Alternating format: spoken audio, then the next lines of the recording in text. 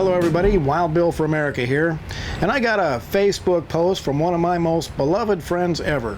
Kim wrote, "So, please tell me why I should vote for Trump. Do you think Trump is qualified? He's a hothead. I just want someone out there to explain why I should vote for any of them. I think we're screwed in any direction. I just pray to God every night to help us." Kim just said what 200 million Americans are thinking, and she's exactly right. Kim is exactly right about probably 70% of the time, because that's about how often she agrees with me. Now, her question today is critically important. Is Trump qualified? Well, let's do a rundown. Does he shoot his mouth off? Yep, that's because he does not rely on political handlers to coach him on every word he says. Unlike Hillary, whose every public word has been carefully calculated by committees. A leader speaks for himself. Hillary's calculated speech driven by polls is not leadership, it's the worst kind of followership. Leading from behind, and I think we've all had enough of that.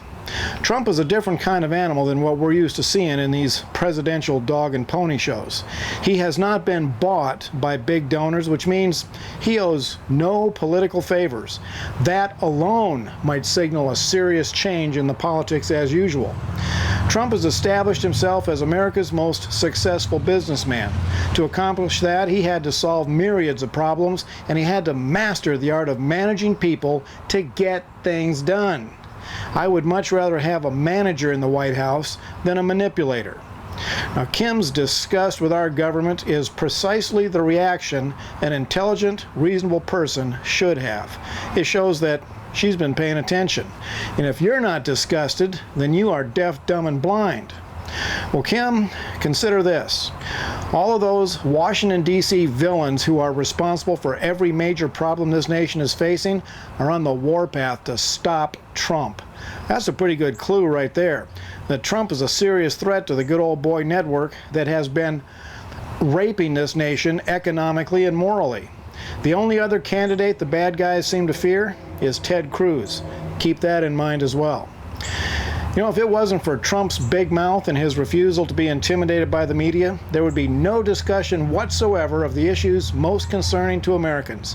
The unsecured borders, the massive uncontrolled invasion by foreign nationals, the rising threat of terrorism in our streets, the threats of all-out race war by those who haven't been given enough freebies, Iran being given the green light to wage nuclear war with Israel and the USA.